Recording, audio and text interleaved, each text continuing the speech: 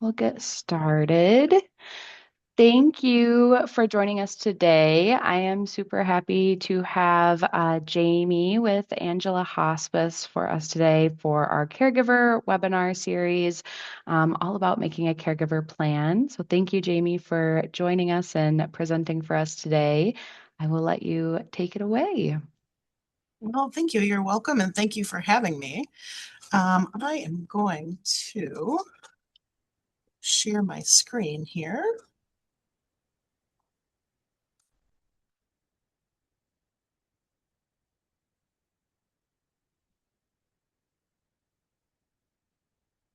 So we were joking right before about technical difficulties, and I am one of those people who am lucky enough to have a double screen. Mm. But what that does for me is sometimes it completely tricks me up when I am starting a presentation. Here we go. Can I confirm that you can see that? Yep, we can see it. All right, great. Well, I'm really excited to be here today and to talk about this topic, helping caregivers be successful in their caregiver relationships is really important to me.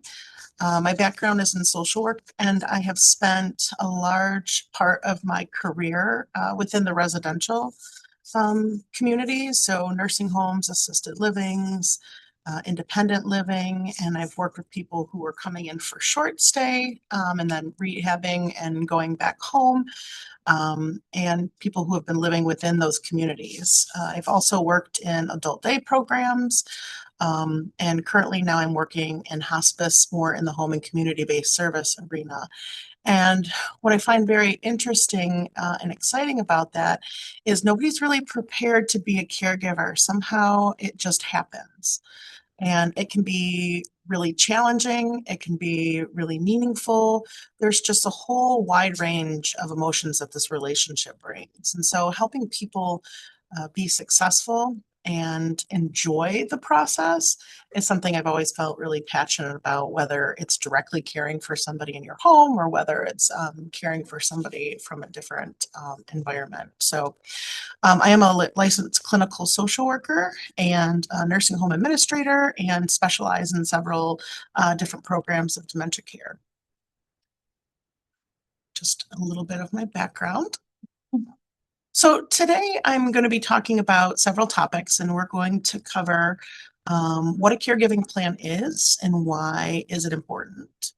We're going to talk about identifying and planning for the person that you're caring for, what their needs are, not just currently, but how do you build a plan that will take you into the future? Because if anybody knows anything about a health status, it's not completely static. It's always ever changing. And how do we get prepared for that? How do you organize that critical information so that when you need it, it's where you can find it and where you can share it to make sure that when you are having to make difficult decisions or if you find yourself in a crisis situation, you're just better prepared to handle that. We'll talk about how to build a support team that includes your family, your friends, and community resources, preparing for emergencies and the unexpected. And then how do you update your caregiving plan as circumstances evolve? So I think it's really difficult to talk about caregiving without actually defining who is the caregiver. There was a really great report that was recently put out. To the right, I have the source.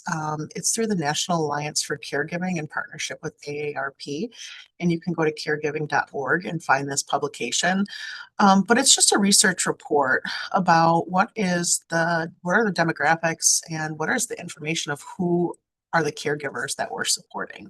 And then it's really nice because you can go and actually look state by state.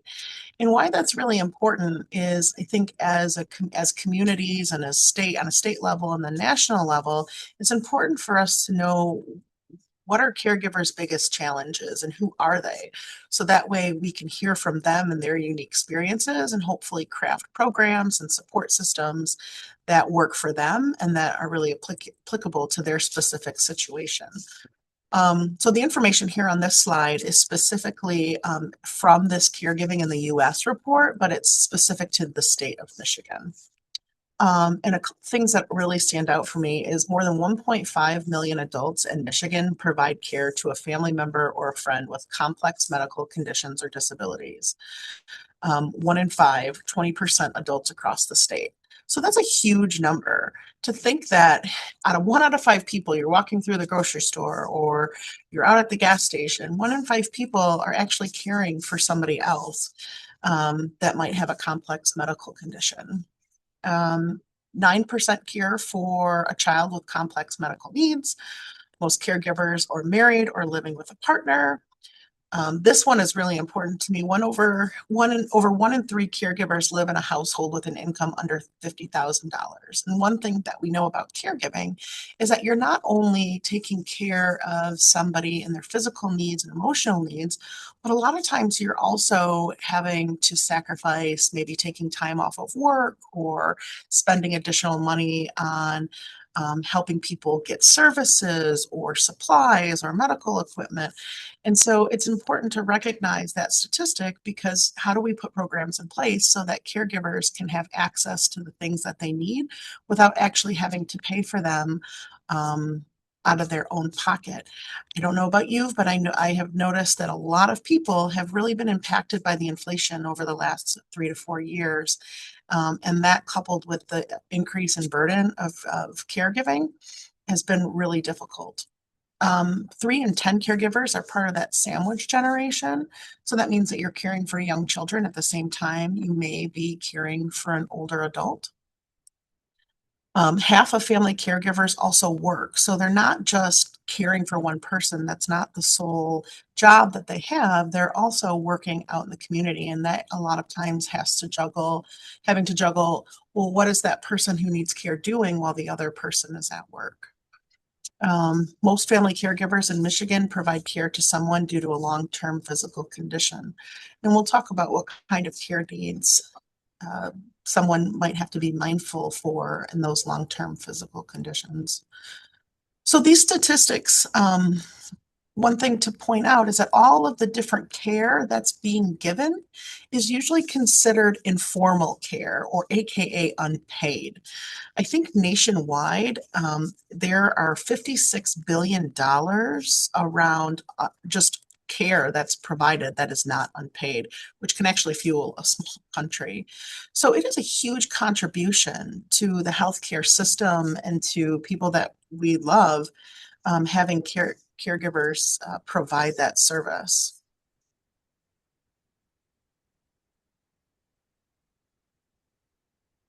So caregivers manage many things. First we're looking at activities of daily living, and that is anything from brushing your teeth to washing your hands to going to the bathroom. Think about when you woke up this morning, how many things did you actually have to do to get ready for the day? And not even just one of those tasks, there are multiple components. So I know when I got up this morning, I went to go brush my teeth. Well, I was out of toothpaste. So I then had to think about where was my toothpaste. I had to go to the closet in the hallway and go grab the toothpaste and then come back in. And so it's not just all of those little tasks, it's all the little steps that go into all of those little tasks. Obtaining the supplies for those activities of daily living, helping people eat, helping people, get around the house.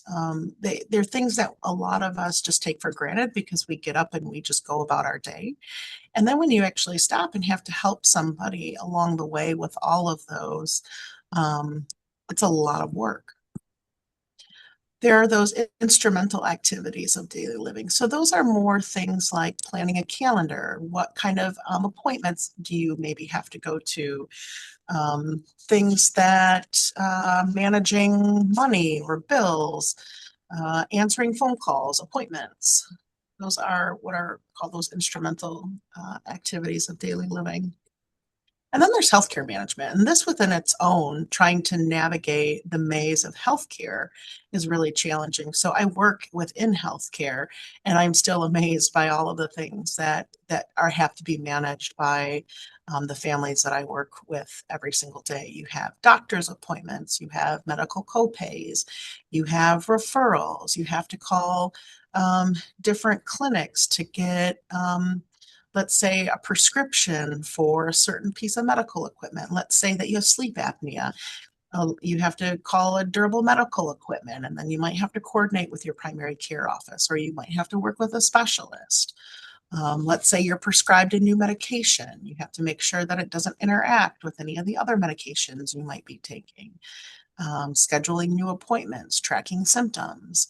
So, healthcare management within itself is a huge maze to have to navigate. And then there's just household tasks, keeping up a household while you're caregiving for somebody, making sure that you don't have maybe too many carpet floor rugs that present fall risks or trip hazards. Installing grab bars, making sure that somebody can get into the house. Is there a ramp? Are we maintaining the ramp? Before this started, we were talking about being in northern Michigan, having to worry about making sure that the walkways are ice free, getting laundry, getting the supplies for laundry, driving and transportation. How do we get to these doctor's appointments? Let's say that they are in person. There's not an option to be able to do them remote or virtual. Making sure that we're getting to the grocery store, making sure we're getting out and about to do leisure activities, because there are things that we still want people who we're caregiving for to be able to and have socialization and enjoy the world. Social support. I don't know about you, but we all have a social battery, and sometimes mine goes really low. And so, not only do caregivers have to manage social support for the people they're caregiving for, but also making sure that they still have opportunities to be healthy and engaged out there in the world. And then emotional support. Living with a chronic illness or a long term disability has its ups and downs. And so, people who are caregiving a lot of times are becoming that person's person to be able to have the relationship where they're also taking on a lot of some of that emotional challenge and upheaval that can happen when you are receiving care from somebody else. A lot of times receiving care as well is very difficult, especially when it's older adults. Let's say you're caring for a parent, and then there's that role reversal. There can be a lot of guilt from having to have your children care for you. A lot of parents that I've worked with who their children are now caring for them, if one of the things that I've always heard is, I don't want them to have to do that for me, or I don't want to have to bother them. And so those types of relationships can become strained in that caregiving relationship. And then there's financial management. One thing that we'll talk about as we look to preparing for having a good caregiving plan, everything costs something. There's a broad misconception out there that Medicare, or if you have some type of long-term care insurance, that it's going to cover everything, or Social Security. But a lot of times there are hidden costs, or there are forms to fill out, or other things that you need to be aware of in order to make sure that you're getting everything that you need. And it does take a large amount of financial management, especially if you're at a position where you might qualify for services. Then you're having to find, let's say, bank statements or letters that proof of income. So we'll talk a little bit about that when we go through the documents and building that caregiving plan or toolbox. And there are an infinite amount of little things that also caregivers are managing that are tucked within all of these categories. So, what is a caregiver plan and why do I need one? Well, I don't know about you, but when I go about life, I try to have some type of framework where, okay, well, here's how I pay my bills. Here's how I get my enjoyment. Here's what's going to happen if an emergency happens. What am I going to do if I lost my job or I got laid off? What happens if I had a medical emergency? Who am I going to call if I get sick and my kids need to go to school? So just like I have a plan, a loose plan for my life and how to navigate the world, I think it's important and very understated that caregivers also need to have one. If you're going to be taking on that care role, how do you do so in a way that you're able to be cared for yourself? And it really increases the chances of having a mutually beneficial experience, where you can have dignity and fulfillment. I think there's this assumption that caregiving is this really noble position. And it's just something you take on and you soldier through. And this is especially true of married couples that I've worked with. It's, to death do you part, and sickness and in health, and good and in bad. You just pick up that mantle. And I think that that is something that is wonderful and that is great. But it also has to be supported, and that is one of the pitfalls I find that a lot of people in caregiving relationships, sometimes they find themselves in that relationship before they're prepared. And then it's really difficult because then you're in crisis mode and you're having to think about, how do I do this? Or I never thought about that. And so, what I urge people to do early on is have conversations when you're in relationships with your parents, maybe with neighbors, maybe with, your spouse. What happens if something happened and I had to caregive for you? How would I be prepared? How could I make the most of this so that we could still have that relationship, say husband to wife, or partner to partner, or child to parent? It's important to take a look at how all of those dynamics change so that you can still have a good relationship, but get everything that you need. So, we're going to talk today about building that caregiving plan and some of the good elements of it. I'm going to just outline them here. And then on the next screen, we're going to kind of go one by one and talk about what each one of those look like. So, building a caregiving plan really includes assessing what you need.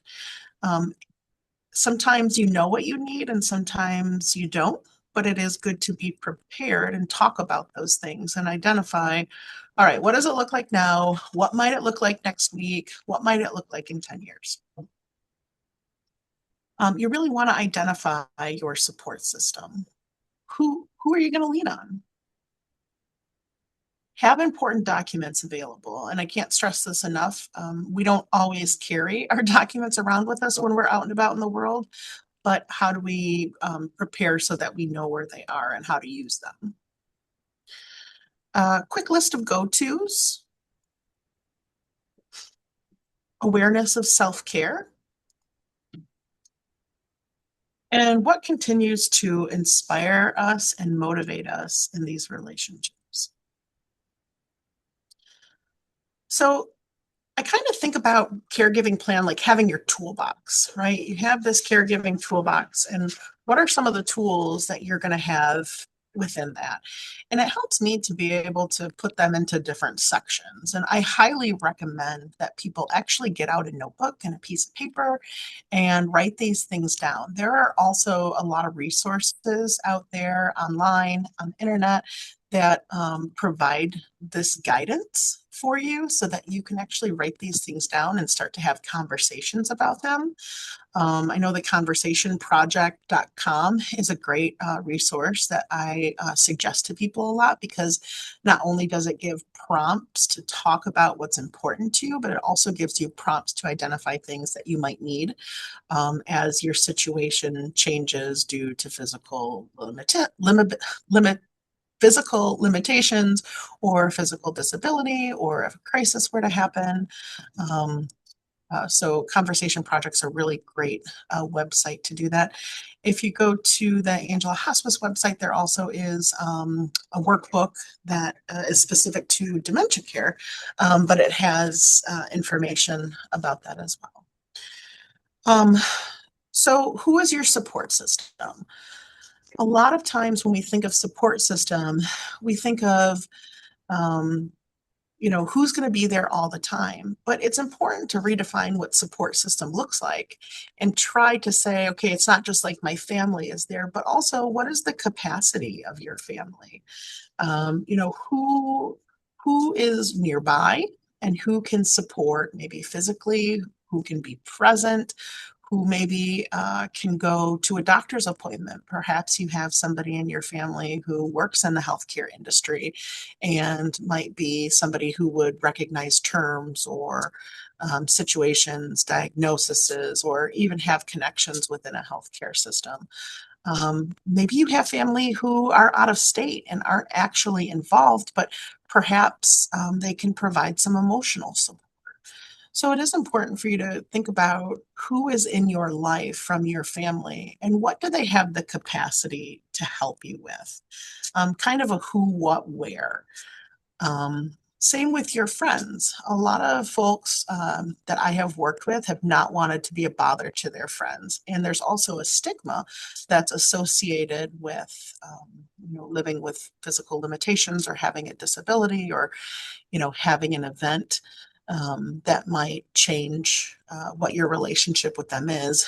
But I would say don't discount what people's contributions can be to you and identify who might be able to support you. Even if it's, let's say, you're caregiving for somebody full time, maybe you need to be able to go to the grocery store, or maybe you need a nap. Maybe you just need 10 minutes to leave the house. Who is somebody who can come in and help support you? When we talk to about needs, sometimes it's even helpful to identify what different types of needs you might have and what friends or family might best suit those. And then taking a look at your community. A lot of people that I have worked with have belonged to different faith congregations. And a lot of times within those faith congregations, they may have, let's say, meal trains or volunteer services, emotional support groups. And so try to recognize what communities do you belong with. I just went to a couple weeks ago a Knights of Columbus fish fry, and I was looking at some of their resources, and they had a program where you could go have groceries if you needed them. And that's a type of support that you can identify. When I say care team, do you have a primary care physician? Maybe there's a nurse or a med tech or a medical assistant that is somebody that you've really connected with, talking with them about what other types of support to people in similar situations could you utilize. I've done a lot of work in dementia care, and a lot of times the people who are diagnosed are within a specific clinic. And those clinics almost become family because they get to know people over time. And so asking them um, for what other support systems maybe other people use can be really helpful. And a lot of times people come up with suggestions that you wouldn't even think of. There was one situation several years ago, actually, it was probably more like 10 now, where I had a couple that was working together, and it was a spouse and a husband. And the wife was living with dementia, and he was really struggling on how to still find things for her to connect with. And they ended up going to, it was Michael's, and Michael's had this community program where you could go, I think it was on Tuesdays, and you could do some crafting. And that actually became a community support for them because it was people who, knew that they came on Tuesdays. And when they weren't there, they kind of knew about it and just had this awareness. And so I always say it's helpful to write down, what are all the things I'm involved in and how is that my community overall? And in what ways can I look to them for support? Again, I also want to share that that can be easier said than done because quite often people don't want to ask for help. But I think you would surprise yourself at how many people are willing to lend a hand to somebody else because you may not know what situation they might be in that you might end up being a mutual support for each other.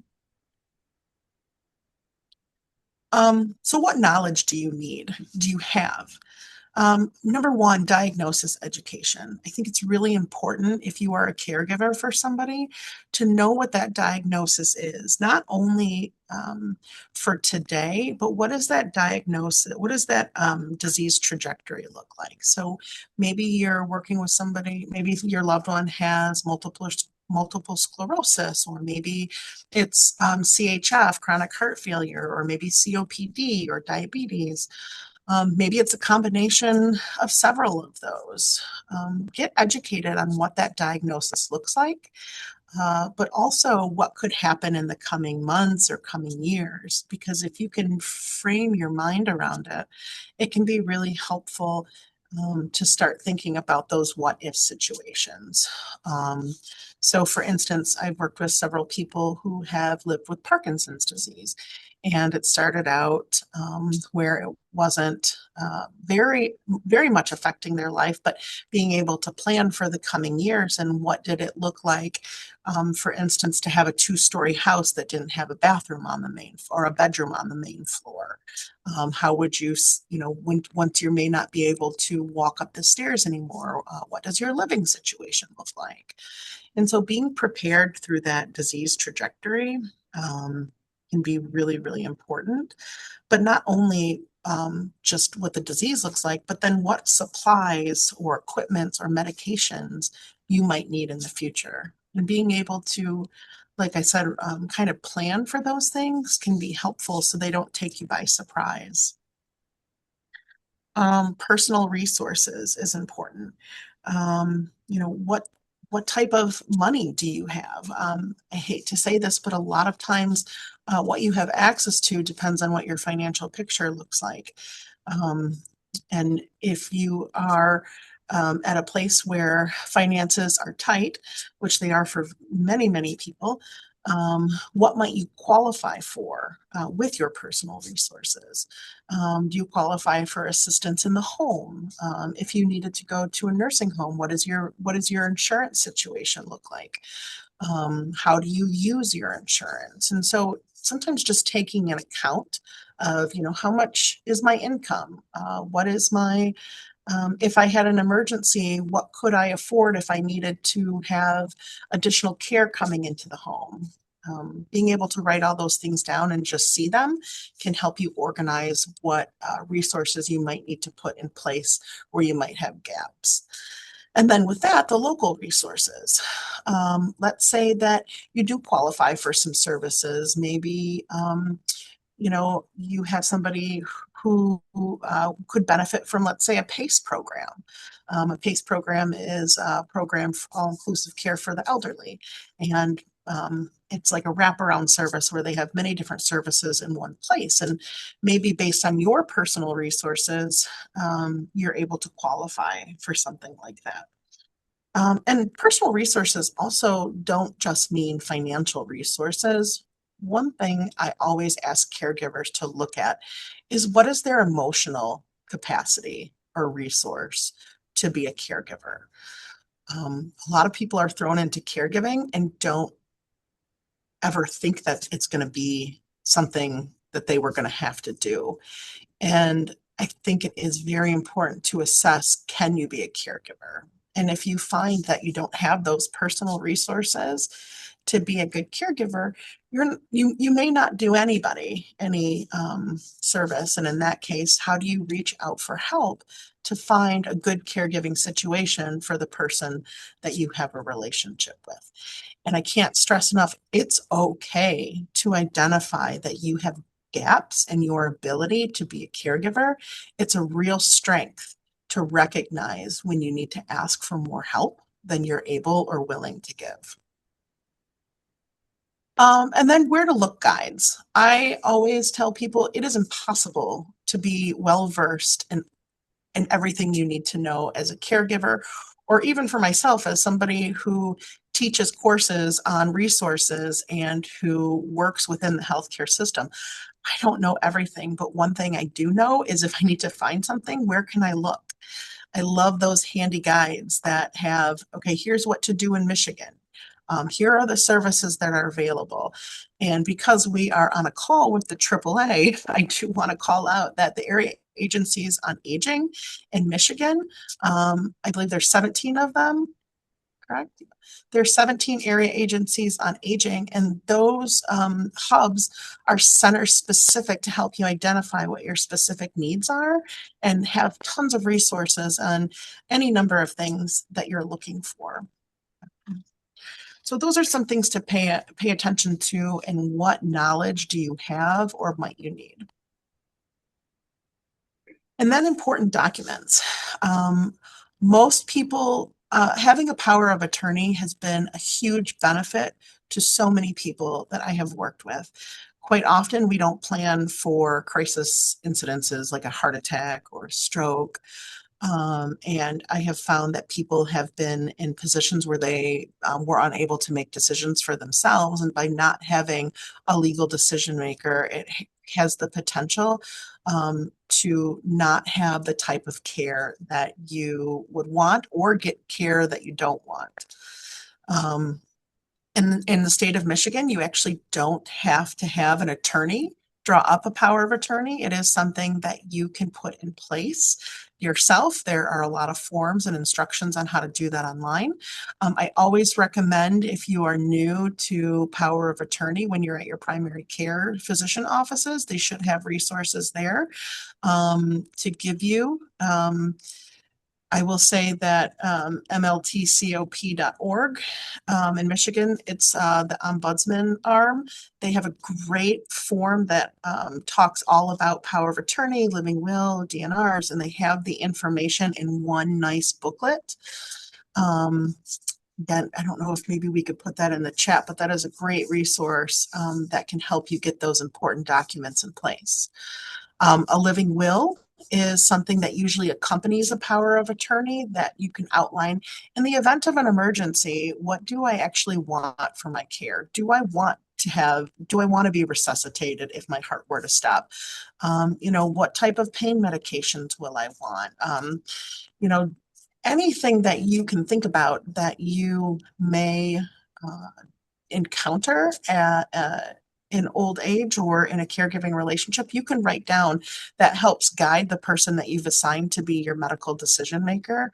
It can help them make sure that your wishes are fulfilled. And again, the Conversation Project is a great website that has a ton of free documents that can help you facilitate those conversations to craft those materials as well. And then a DNR is a do not resuscitate. If not being resuscitated is something that, if being resuscitated is something you do not want, having that form can be very helpful. I'm going to stop before I get to financial information. Having these documents in place and making sure that the people who are your medical decision makers also have a copy as well as yourself is very important. If you can put them on file with your primary care physician, or if you see a specialist, making sure it's on file there can be really helpful, because in the event of an emergency, you want the person who you've asked to make those medical decisions for you be able to act, so you don't get in a crisis situation. It's very clear and outlined for you.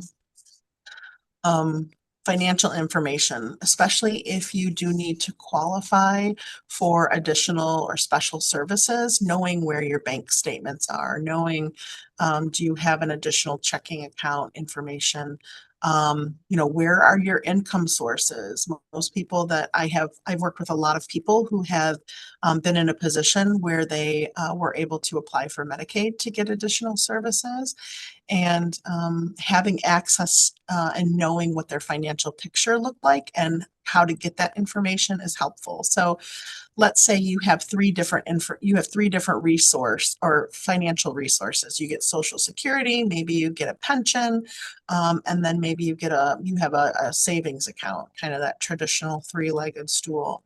Writing down, what is the number to Social Security if I had to ask for a benefit letter, which is a proof of income. If I had my pension, who would I call to get my pension statement if I needed to? If I had stocks, where is my stock information all in the same place? And again, there are a lot of resources that you can find that are free online that actually just have an outline for you of where to put in your bank account numbers that you can share with people in the event that something happens. For caregivers, I would be remiss if I did not talk about how do you practice self-care. Like I mentioned, caregiving is an incredible gift. But I will be honest, it can create burdens as well. You're not only doing all of those physical things that we talked about that caregivers take care of, those activities of daily living, but you're also an emotional outlet for that person.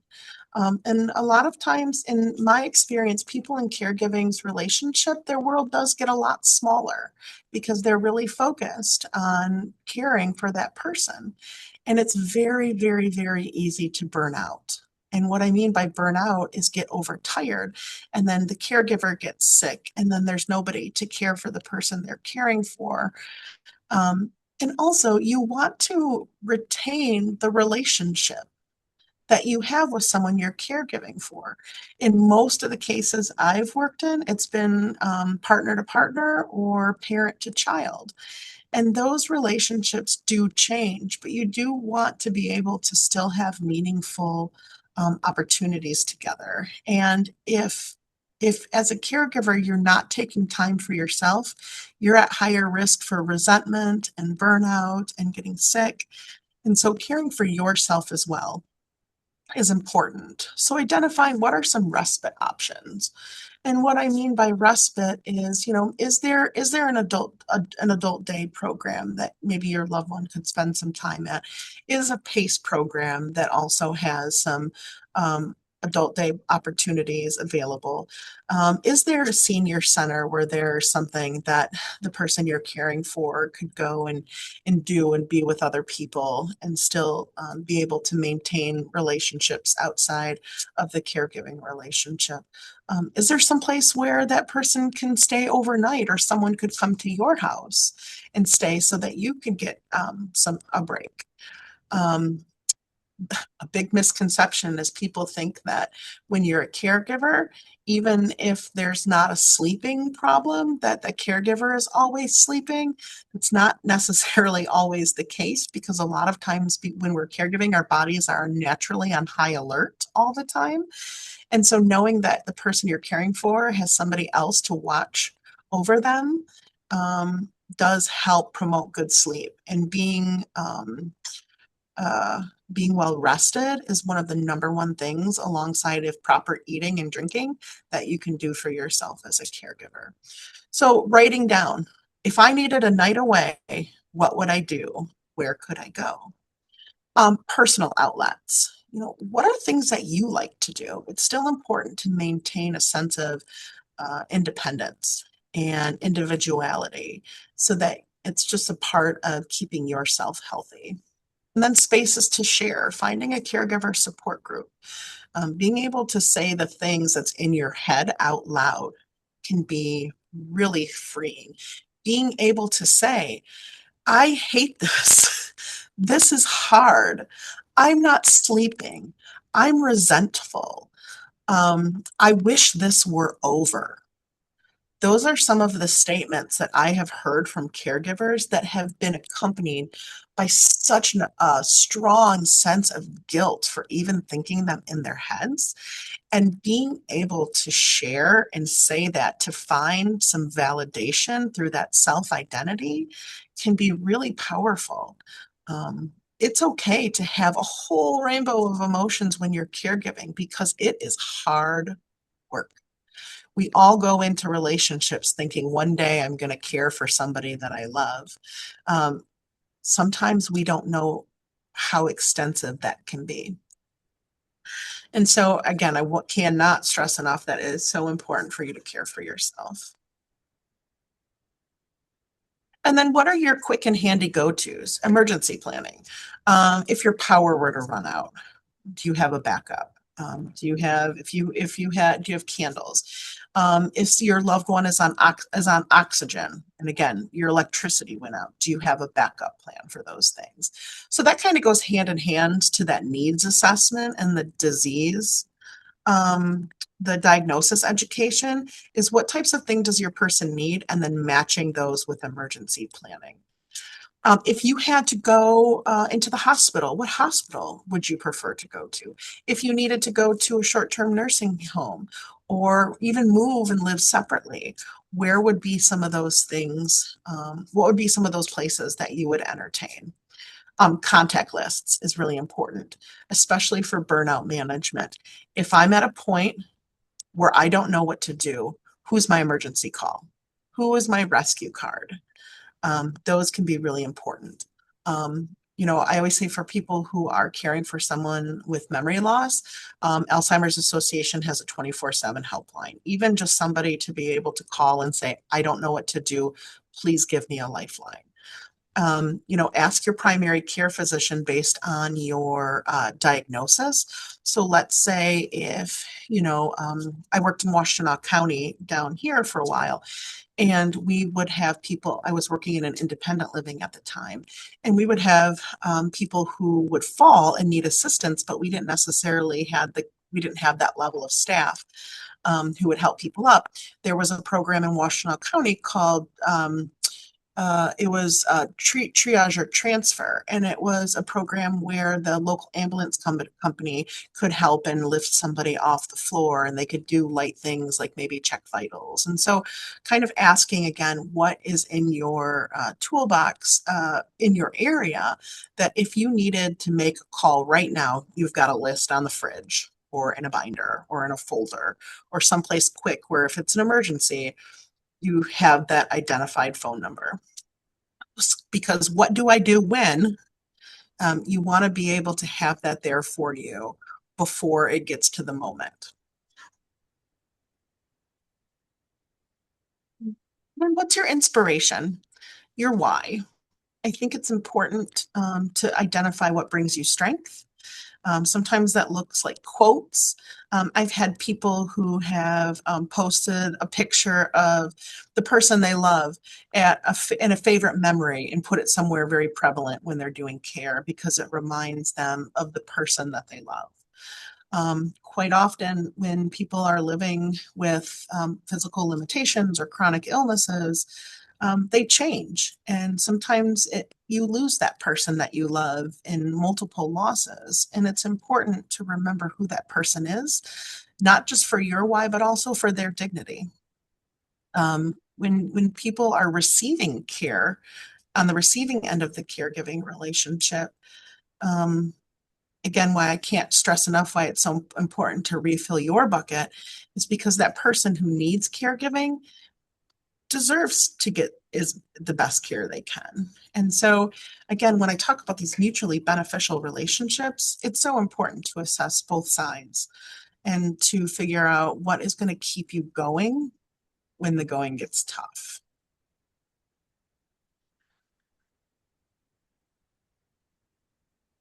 Um, keep talking. Again, things change. As long as you have an opportunity to have conversations with people that you love and your support systems, keep having those conversations.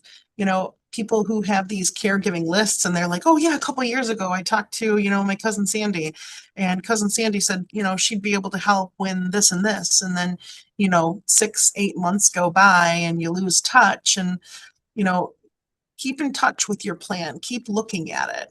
Did you add a new community? Maybe you changed congregations, or maybe you changed PCPs. Update those plans and don't stop talking about what you think you might need. I think one of the most important things with this is when you are going to your specialists or your primary care physicians, ask the question, what do you foresee happening next? What do you think I might need in the future? Or one of my favorite questions, what questions am I not asking? Because we don't know what we don't know. And that's why we go to specialists or people with expertise. What questions am I not asking? What do you think I will need to know? Um, so with that, I think I'm right on time. I stopped the PowerPoint. Um, any questions or comments or anything I could help clarify? I did just want to mention too, Jamie, I've been putting in those resources in the chat as you've been talking about them. So Oh, feel free if you do have any more resources, you can add them. But I did have that helpline, 24/7 helpline, a couple of our resources in Region 9. And I don't know if you saw, but recently Michigan had those POA forms that are fillable. They should be accepted by the majority of doctors' offices, financial institutions. So something for people to look at there as well. yeah, the only other one and again, I promise disclaimer, I have no like link to them other than I really love them, but the Conversation Project Hmm. is just such a great resource because a lot of people, when you're having conversations, you don't know what to ask. You're like, all Yeah. right, I'm planning for what if, and they have such thoughtful questions that don't feel threatening. Like, what does a good day look like for you? Mm-hmm. And those non-threatening questions can really prime the pump for, well, gosh, think I love doing this. Well, what if you couldn't do that? What Mm-hmm. choice would you make then? And I just that resource is really great. Yeah. Any questions for Jamie? I know you covered a lot of information. Yeah, I tried to send the PowerPoint, but I think so. I love putting images from Google Images, Hmm. and I usually end up picking the ones that are like way too big, and then I can't send anything. I'm like, oh, that's too bad. Yeah. And I But I can do. put it in PDF and send it to you. Okay, perfect. Thank you. And yeah, I do just want to highlight too what you were talking about with self-care. We always say in Region 9, you are a better caregiver when you take care of yourself. And so you are more energized, you're more, you know, you're able to provide that care that your care recipient deserves too. So um, don't take your self-care for, don't put it to the side because taking care of yourself will just make you a better caregiver. And hopefully that doesn't come with guilt of leaving them or anything like that. So, Well, and you can't give from an empty bucket. yeah. Yep. Well, if there are no other any questions, thank you, Jamie, for presenting for us today. I will Of definitely course. send those slides when I get just a PDF version. And then for anyone that missed this, or if you want to share with anyone else, the recording will be posted on our YouTube as well. So thank you, Jamie, for presenting for us today. And then I just wanted to remind our participants too that we have the Caregiver Conference coming up on the 23rd.